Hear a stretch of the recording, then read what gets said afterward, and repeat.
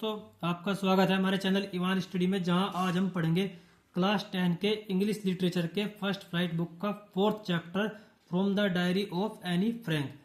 आज हम इस चैप्टर को कंप्लीट पढ़ने वाले हैं, अर्थात इसके सभी लॉन्ग और शॉर्ट क्वेश्चन हम पढ़ने वाले हैं, और वो भी बहुत ही आसान वे में। ठीक है, बहुत ही मतलब सिंपल वे में हमने लिखे हैं, वो भी एक समरी आप अच्छे से याद कर लो तो आप सारे कर सकते हो। ठीक है, तो सबसे पहले हम वो समरी देखते हैं, समरी है क्या इस चैप्टर की। चैप्टर का नाम क्या है? From the diary of Anne Frank. ये जो चैप्टर है ये एक लड़की के द्वारा लिखा गया है, एनी फ्रैंक, जिसका नाम क्या है? Anne Frank. ठीक है, उसने अपनी एक डायरी लिखी थी पर्सनल, जो उसके मरने के बाद उसके पिता ने पब्लिश करवाई। ठीक है, तो उसके बारे में बताया गया है। तो चलिए देखते हैं चैप्टर है किस प्रकार। From the diary of Anne Frank, अच्छे से मतलब इंग्लिश से हिंदी में ट्रांसलेशन करके समझाएंगे ताकि आपको समझने में कोई भी दिक्कत या परेशानी ना हो। From the diary of Anne Frank is a part from the personal diary of a 13-year old German born Jewish girl. अर्थात from the diary of Anne Frank एक अंश है from the personal diary, personal diary का किसकी?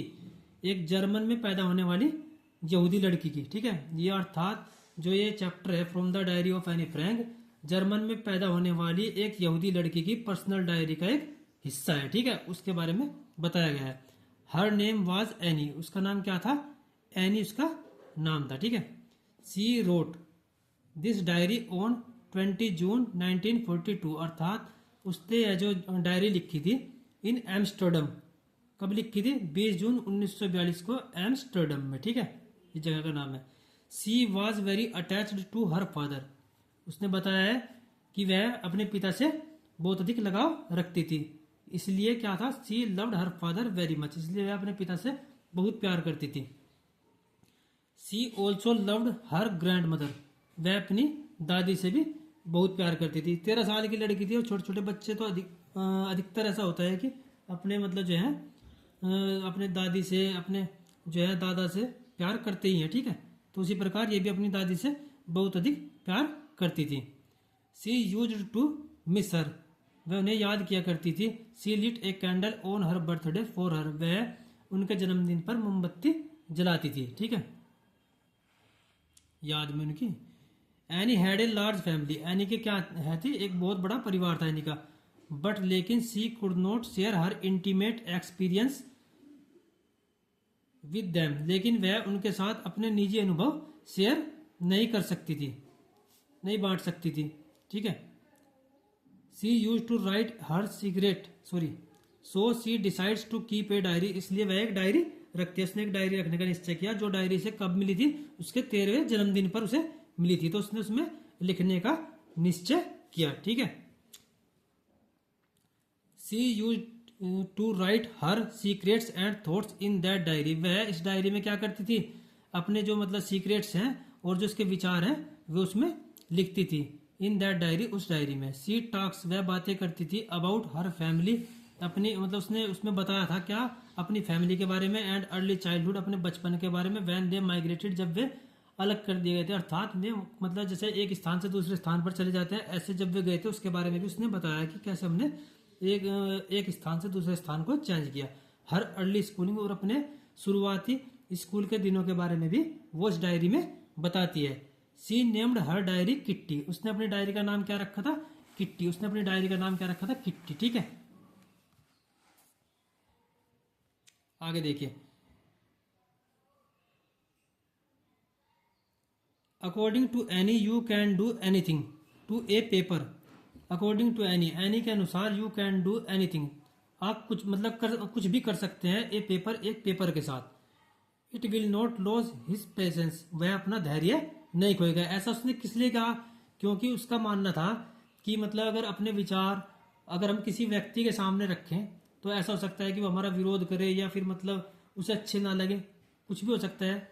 ठीक है, पर paper के साथ ऐसा नहीं है। उसे जो भी अपने विचार है अपने अंदर के, उस पर हम लिख सकते हैं, वो हमारा कोई विरोध या मतलब कुछ भी उसके बारे में वो कुछ नहीं कहेगा। ठीक है, वो इसने लिखा है। But it is not so with people, लेकिन लोगों के साथ ऐसा नहीं है। लोगों के साथ ऐसा नहीं है। अगर हम किसी के, नॉर्मल सी बात है, अगर हम किसी के सामने अपने विचार रखें तो कोई उसे मानने वाला होगा, कोई नहीं होगा। कोई उसे अच्छा बताएगा विचार को, कोई उसे मतलब जो है गलत बताएगा, ठीक है। तो पेपर के साथ ऐसा नहीं है, जो मन में है आप लिख सकते हैं। So paper has more patience than pupil, इसलिए वो कहती है कि पेपर में जो मतलब पेपर है उसमें अधिक धैर्य है लोगों की अपेक्षा, उसका मानना ये है, ठीक है। अब वो अपने स्कूल के बारे में बताती है डायरी में कि वो बता रही है कि Anne was sent to Montessori school in Holland. Anne जो है मतलब शुरू में क्या हुआ, मोंटेसरी स्कूल में भेज दी गई हॉलैंड में। She studied there from class first to six, वह क्लास फर्स्ट से क्लास सिक्स तक कहाँ पढ़ी, वहीं पे पढ़ी, वहीं पे उसने अध्ययन किया। Miss Kuperus was her class teacher, miss cuprous जो थी उसकी क्लास टीचर थी इन क्लास सिक्स में, क्लास सिक्स में उनकी जो क्लास टीचर थी कौन थी, मिस क्यूप्रस। सी लव्ड हर वेरी मच, वह उन्हें बहुत प्यार करती थी, वो जो मतलब टीचर थी वो उन्हें बहुत प्यार करती थी, ठीक है। After giving a brief overview of her background, अपने बैकग्राउंड का एक छोटा सा विवरण देने के बाद, यानी कि पृष्ठभूमि भी बोल सकते हैं बैकग्राउंड को, अपने बैकग्राउंड का एक छोटा सा विवरण देने के बाद सी मूव्स ऑन प्रेजेंट डे, वह आज के दिन पर आ जाती है, प्रेजेंट डे पर आ जाती है। अर्थात इधर ये सब बातें बताने के बाद कि भाई कैसे कैसे एक जैविस गर्ल हूँ मैं, और फिर कि भाई कैसे मतलब स्कूल में जाना शुरू किया, दादी से कितना प्यार करे, सब कुछ वैसा बताने के बाद उसके बाद वो आज के दिन पर आ जाती है, ठीक है, प्रेजेंट डे पर। वेयर शी टेल्स अस, जहाँ वह हमें बताती है द रिजल्ट डे, अपने मतलब परिणाम के दिन, रिजल्ट डे के बारे में, स्कूल में जब रिजल्ट आता है ना तो उस दिन के बारे में बताती है। अब वो बता रही है कि एवरीवन, क्या बता रही है, बोल रही है कि everyone in the class is nervous about their result, कि मतलब क्लास में जो थे सभी मतलब अपने रिजल्ट के प्रति क्या थे, नर्वस थे। ऐसा तो होता है ना, जैसे कि भाई किसी भी क्लास में अगर हम पढ़ते हैं और रिजल्ट आए तो रिजल्ट में एक थोड़ा मन में रहता तो ही है, तो वही नर्वसनेस बता रही है कि सभी में बच्चों में कुछ नर्वसनेस थी अपने रिजल्ट के बारे में, ठीक है। एंड बॉयज, और जो लड़के हैं, आर इवन मेकिंग बैट्स, वे क्या कर रहे थे, वे जो है वे शर्त लगा रहे हैं। वो बता रही है कि लड़के मतलब लड़कियां तो जो है, लड़के क्या सभी मतलब नर्वस हैं, और लड़के जो है शर्त लगा रहे हैं। क्या शर्त लगा रहे होंगे, जैसे यहाँ नॉर्मल होता है कि देखते हैं कि यार मतलब एक दूसरे के दोस्त जो है क्या करते हैं, देखते हैं कि ये पास होगा या नहीं होगा, मेरे कितने नंबर आएंगे, इसके कितने नंबर आएंगे, उसी के बारे में है। तो थोड़ा में क्या कर रहे हैं, आपस में शर्त लगा रहे हैं। Any was quite sure about herself, any जो है एनी को अपने आप पर पूरा भरोसा है, ठीक है। एंड हर फ्रेंड्स, और अपने मित्रों पर, एनी को अपने आप पर और अपने दोस्तों पर पूरा भरोसा है। She had a good equation with all teachers, उसकी सभी टीचरों के साथ अच्छी बनती है, एक्सेप्ट सिवाय हर मैथ्स प्रोफेसर, अपने सिवाय मैथ के प्रोफेसर को छोड़कर। वो बता रही है कि मतलब जो एनी है उसकी सभी टीचरों के साथ अच्छी बनती है सिवाय मैथ के टीचर के, ठीक है। मैथ के टीचर के साथ उसकी अच्छी नहीं बनती, क्यों, अब वो बताया उसने। Who was constantly annoyed at her for her talking habits, क्योंकि जो वे थे जो मैथ के टीचर थे वे लगातार परेशान होते थे, किससे, उसकी टॉकिंग हैबिट्स से, उसकी बात करने की आदत से वे लगातार परेशान होते थे, इसलिए वे उसकी मतलब एनी की और मैथ्स के टीचर की आपस में नहीं बनती थी। वे उसे बात करने से मना करते थे और वो फिर भी नहीं मानती थी, वो लगातार बातें करती थी, ठीक है। तो वही बताया गया है, आगे देखिए क्या हुआ। दस, इस प्रकार he started giving her punishment, इस प्रकार वह जो है वे जो है मतलब मैथ के जो टीचर हैं वे उसे क्या करते हैं, पनिशमेंट देते हैं in the form of essays on wire topics, wire topics पर, यानी कि अलग से टॉपिक पर वे उसे क्या करते हैं, दंड के रूप में उसे अलग से टॉपिक पर मतलब जो अलग हो बिल्कुल उन टॉपिकों पर ऐसे लिखने के लिए कहते हैं कि कुछ अलग से मतलब वे दे दे, जैसे कि चैटर बॉक्स अर्थात बातूनी, यानी कि बातूनी के ऊपर कोई आप कोई ऐसे लिख कर लो, ऐसे में उसे क्या देते थे, ऐसे लिखने के लिए देते थे ताकि इसकी जो है इसका ये बात कम करे। To which she replied with full wit, लेकिन टू विच जिसका सी रिप्लाइड वह उत्तर देती है विद फुल विट, बहुत ही समझदारी से। और वो जो एनी होती है वो बहुत होशियार होती है, वो क्या करती है, उन जो ऐसे उसे देते हैं उन सभी का वो बहुत ही समझदारी से मतलब उन्हें लिख कर लाती है, उनका उत्तर देती है। सी रोट, आगे देखिए, सी रोट एसेज, वह मतलब ऐसे लिखती है, उसने मतलब ऐसे लिखे दैट वर फनी, जो मतलब कि बहुत ही क्या थे, मजाकिया अंदाज में उसने लिखे। एंड एक्सप्लेन दैट, और एक्सप्लेन किए उन्हें, दैट की दिस वाज ए ट्रेट, और मतलब एक्सप्लेन करती है और बताती है उन्हें, किसे, मैथ के टीचर को, कि भाई दिस वाज ए ट्रेट, यह एक गुण है, सी इनहेरिटेड फ्रॉम हर मदर, जो मुझे मेरी माँ से मिला है। कैसा गुण? बात करने का। वो कह रही है कि मतलब मेरे अंदर जो ये गुण है बात करने का ज़्यादा, ये मेरी माँ के द्वारा मेरे अंदर आया है। And note much could be done about it, और इसके बारे में कुछ नहीं किया जा सकता, अर्थात ये मेरा आनुवांशिक है मेरे अंदर, आप इसके बारे में कुछ नहीं कर सकते। मेरी माँ भी ऐसी बातें करती थी, मैं भी ऐसी बातें करती हूँ। उसका कहने का मतलब ये है, ठीक है। आगे देखिए, he kept on giving her essays until she wrote a satire. वे उन्हें मतलब ऐसे तब तक देना जारी रखते हैं जब तक कि वह कोई व्यंग्य न लिखे, अर्थात अंत में आकर जब वो मतलब उनके सबके ऐसे ही जवाब देती है तो क्या होता है, उन्हें भी मतलब उसके ऐसे के जवाब देखकर क्या होता है, हंसी आ जाती है। और वे क्या करते हैं उसके बाद, आफ्टर दिस मिस्टर कीसिंग, उनका नाम क्या था मैथ के टीचर का, mister Keesing, never pointed her out for talking, वे उसे बात करने पर नहीं टोकते हैं, मतलब कभी नहीं टोकते उसे, फिर सोचते हैं कि भाई ये तो मेरे कहने से रुकने वाली नहीं है, ठीक है। अब ये थे हमारे क्या, ये हमारी समरी। आप इससे लॉन्ग क्वेश्चन तो कोई भी आए आप इसे लिख सकते हो, ठीक है, आसानी से कोई भी मतलब कोई लॉन्ग क्वेश्चन लिख सकते हो आप। कुछ शॉर्ट क्वेश्चन आते हैं जिसे आपको मैं इसी में से इन्हीं मतलब जो ये हमने ये पढ़ा है, ये समरी पढ़ी है, आप इसी से कैसे बना सकते हैं इसे। अब देखिए सभी आए हुए क्वेश्चन है, मतलब बोर्ड के एग्जाम के हिसाब से बहुत अधिक इंपॉर्टेंट है। अगर आप इसे मतलब इसको समरी को अच्छे से पढ़ लोगे तो आसानी से आप सभी क्वेश्चनों के आंसर मतलब दे सकते हो बहुत आसान वे में। और हमने इजी बहुत ही वर्ड जो है इसमें इसकी समरी लिखने में जो वर्ड जो मतलब जो वर्ड यूज किए हैं बहुत ही सिंपल वर्ड यूज किए हैं, ठीक है, आपको याद करने में कोई दिक्कत नहीं होगी।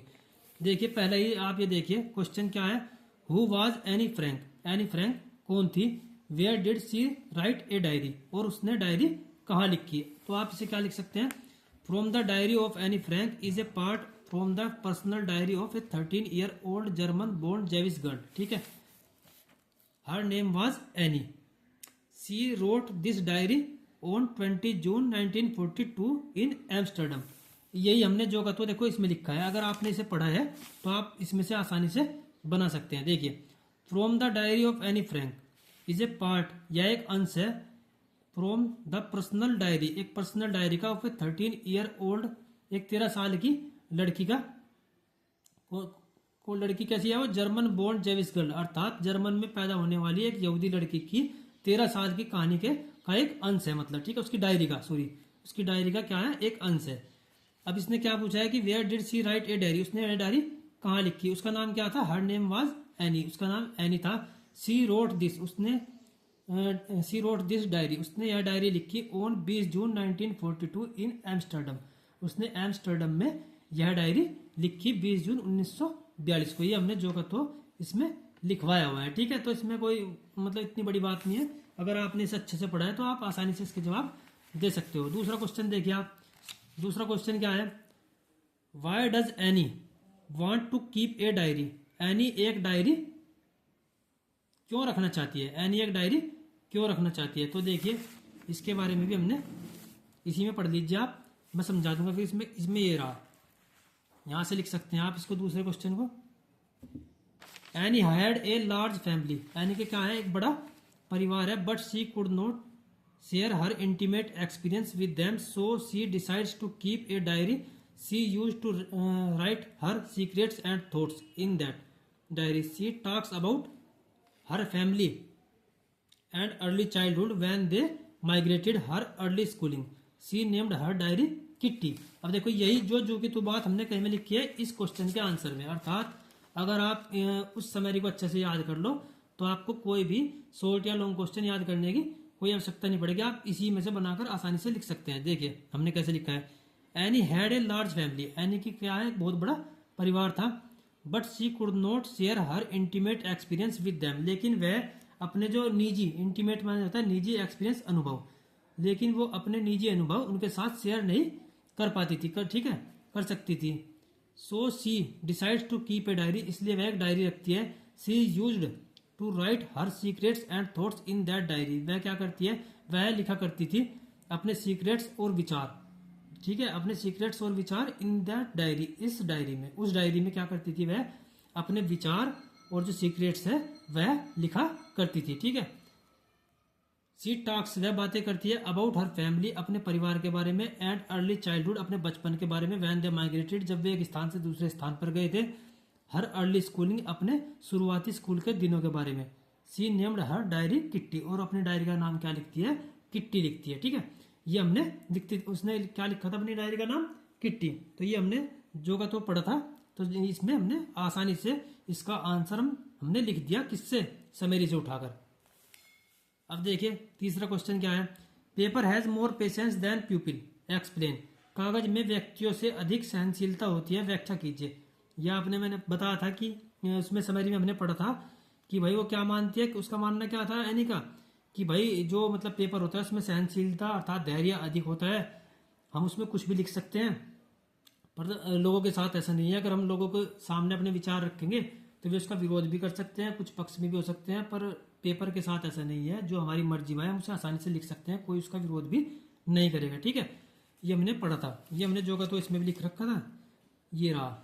देखिए अकॉर्डिंग, एक minute, according to Anne you can do anything to a paper, it will not lose his patience, but it is not so with pupil, so paper has more patience than pupil. ठीक है, ये हमने लिखा है इसमें, यही हमने इसमें लिखा है। अकॉर्डिंग टू एनी, एनी के अनुसार, यू कैन डू एनीथिंग, आप कुछ भी कर सकते हैं, टू ए पेपर, एक पेपर के साथ। It will not lose his patience, वह अपना धैर्य नहीं खोएगा, but it is not so with people, लेकिन लोगों के साथ ऐसा नहीं है। So paper has more patience than people, इसलिए उसका मानना क्या है कि पेपर में अधिक धैर्य है लोगों की अपेक्षा। तो उम्मीद है आपको अच्छे से समझ में आ रहे होंगे। अगला क्वेश्चन देखिए, describe about any Franks early education, Anne Frank की प्रारंभिक शिक्षा का वर्णन कीजिए। तो हमने पढ़ा था कि वो शुरू में कहाँ गई थी? हॉलैंड में गई थी, मोंटेसरी स्कूल में। ठीक है, उसके बाद उसने वहाँ कितनी पढ़ाई की थी? क्लास 1 से क्लास 6 तक। और जो मिसेस क्यूप्रस थी, हमने समरी में पढ़ा है, वो उसकी क्लास टीचर थी और वह उसे बहुत प्यार करती थी, वही हमने इसमें लिखा है। ठीक है, Anne was sent to Montessori school in Holland, she studied there from class 1 to class 6, Miss Kuperus was her class teacher, अर्थात एनी जो है भेज दी गई थी मोंटेसरी स्कूल में हॉलैंड में। सी स्टडीड, वह अध्ययन उसने अध्ययन किया, यानी कि पढ़ाई की, देयर वहाँ, फ्रॉम क्लास 1 अर्थात क्लास मतलब प्रथम से, टू क्लास 6 क्लास 6 तक, क्लास 6 तक। ठीक है, Mrs Kuperus was her class teacher, Mrs cuprous जो थी उसकी क्लास टीचर थी, कक्षा अध्यापिका थी। ठीक है, इन क्लास 6, क्लास 6 में उसकी क्लास टीचर कौन थी? Miss cuprous. ठीक है, she loved her very much, वह उसे बहुत अधिक प्यार करती थी, ये हमने पढ़ा है इसमें। ठीक है,